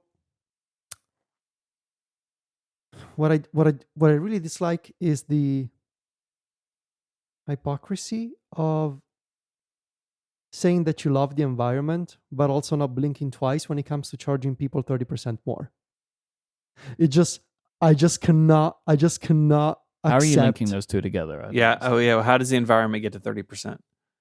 Well, because you're trying to put up a good face when it comes to the environment, but also at the same time, you don't care about people spending more money and therefore, I don't know, like just wasting resources, I guess, is what bothers me. I think if I can try and maybe jump in for you here, just to say, like, the environment, just they put the good guy face on, right? They put the good guy face on about preserving resources, but then when it comes to preserving people's resources, time and money, you just don't care. So like you put on a good guy face when it comes to trees and solar power, but then when it comes to like actually taking money out of my wallet, you just don't care. Or even just like Apple's always and continues to talk about creators, and they make their products for creators, and they like it's the backbone of the think different. But that's the same vibe after that iPad ad squishing all the instruments, right? Like, is it the same? Yep. The same kind of feeling, which is not. And here's the thing I don't understand, right? So 30%. What's that for? Because see, that's what I was asking. Like, I have no idea. Apple's not distributing anything, right? For these people, Patreon's doing the distribution. They're distributing the app via CDN. Yeah, but that's not the 30% of the creators, though, right? No.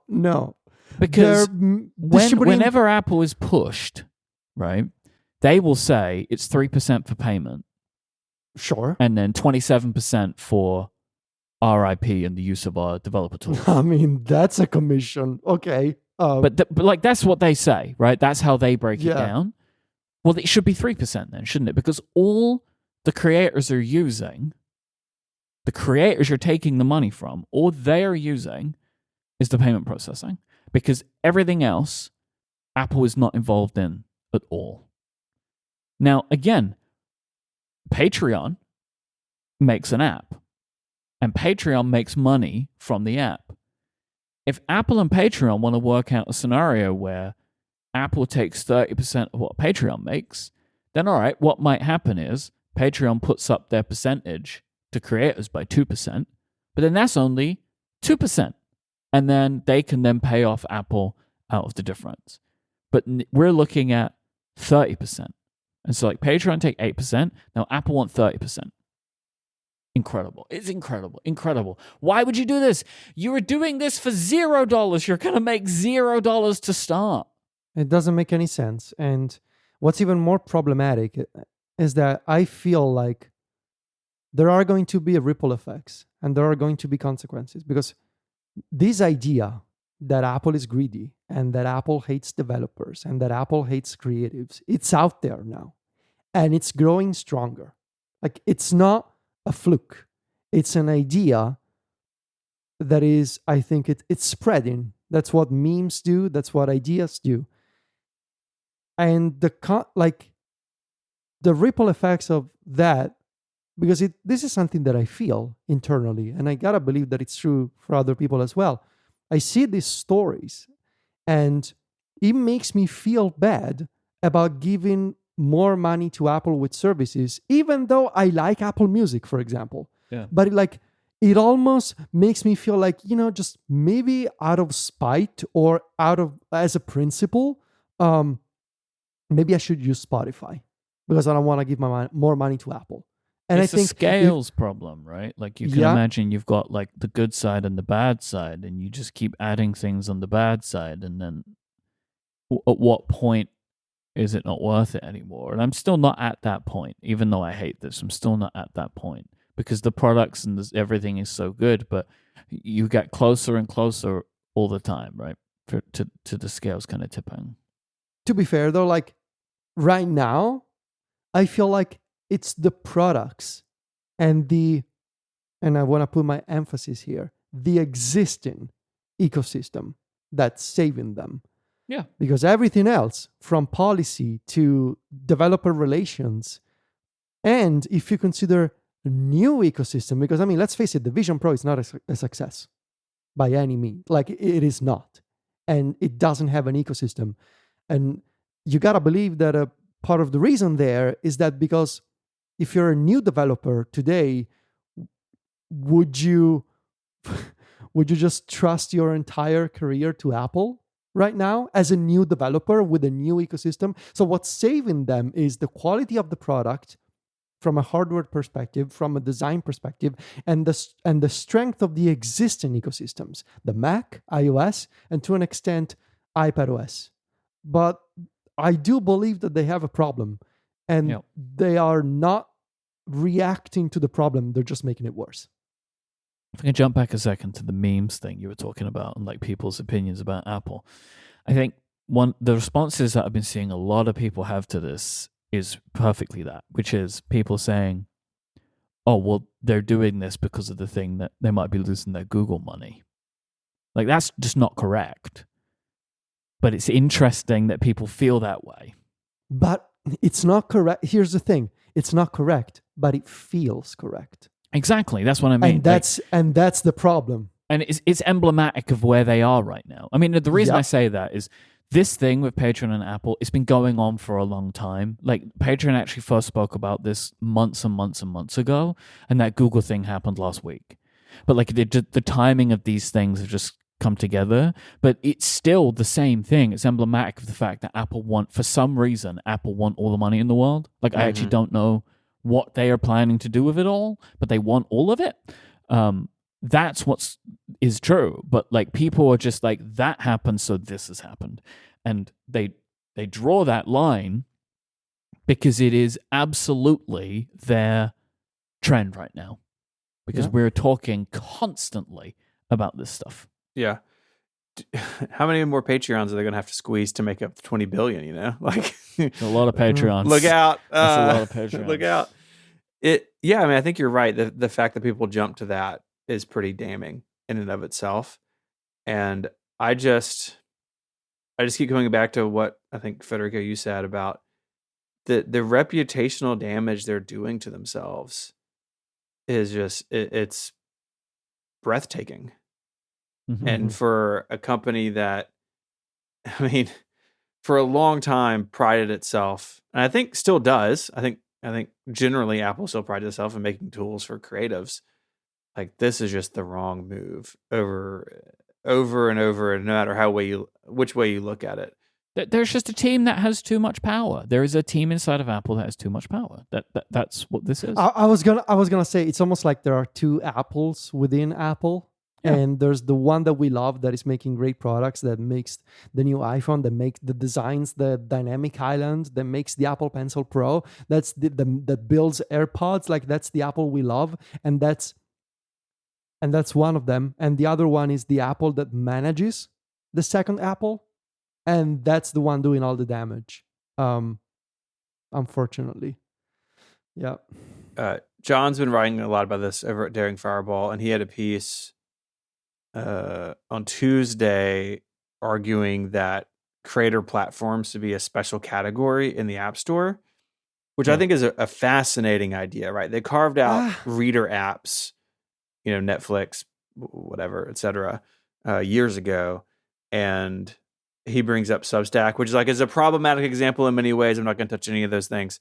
The way Substack does it is they basically have an in-app purchase for like each distinct plan within the app, which is bonkers. It is wild that someone has to go to that lengths to be compatible with Apple's rules that are really written for games and applications. Do you remember Twitter did this for a while when they were doing this too? Oh yeah, to pay for Twitter Blue? It was you could sign up to give creators money, but they had to limit the amount of creators they could bring onto the platform because they had to create a new in-app purchase tier for every single one. Jeez. Yeah. And well, thankfully, Twitter's really well staffed so they could handle that. But Patreon's a small company. So what are you going to do? It's so disheartening. Like this has been going on for a few days now. Like every article I read about it, I'm sad because I don't want to live in a world where like Apple is making these sorts of decisions. And I think that the App Store model, for all of its problems, the lack of flexibility when it comes to things like this is towards the top of my list. Like, yeah, why are you taking 30% from this? Like, shouldn't there be a carve out for apps like this? And yes, Patreon's probably the biggest, but there are lots of apps that are creator focused, and they all have to deal with this in one way or another. And you're just hurting people who like want to make things for their fans, and that's not a position Apple should be in. Yeah, well, maybe by the next episode there's going to be an apology and a reversal of this decision, but I don't know. This one just seems like an easy one not to do, but yeah, like, but the fact that it got this far makes me feel like they just don't care and they will just ride it through. Like they don't care. I think it's a real possibility this doesn't change. I thought the first couple of days, like Apple's going to roll this back. Like this isn't going to happen. But it's been like, did some product manager just have too many meetings that they shouldn't have had, and like it didn't pass through somebody else, and then Patreon posted its thing, and they're like, "Oh my god, what are you doing?" Yeah, that's what you hope's going to happen. But Phil Schiller knows about this now, and it hadn't changed. And I don't know if it's actually his decision, but it feels like maybe it's his decision, and that's unfortunate. On that note, I think we're done. I think so. If you want to find links to the stuff we spoke about this week, they are in your podcast player. They're also on the web at relay.fm/connected/514. There you can submit feedback or follow-up, and you can make that anonymous if you like. or not anonymous, if you want to tell us your name or, whatever. You have lots of options with us, is what I'm saying. You can also become a member and support Connected directly. Members get longer ad-free versions of the show each and every week. And they also get access to a bunch of cool Relay perks, including the Discord, some members-only podcast, a newsletter, some wallpapers, and our undying love. If you want to find more of us, we're online. You can find Mike on Threads and Mastodon as iMike. That's IMYKE. Mike does a bunch of great work over at Cortex Brand and hosts a bunch of shows here across the network. And Mike and I will be doing our Q&A. So if you're in the Relay Discord, submit a question, and it'll go in our spreadsheet, and we're going to pick some of those and talk about them next week. You can find Federico's writing at macstories.net, the growing team over there doing great work. And you can find him as Viticci, Viticci, across social media. I am the purveyor of Performa Month. So go read about that at performa.blog. And, you can. Yeah. Yes. But don't do HTTPS, though. Don't do 'cause that. It won't It work. won't work. Just don't And do you it, can it's find fine. me as ISMH86 on Mastodon and Threads / Instagram, whatever. I'd like to thank our sponsors this week for making the show possible. Big thanks to Ecamm, Squarespace, 1Password, Extended Access Management, and Zojo. And until next time, guys, say goodbye. Arrivederci. Cheerio. Bye, y'all.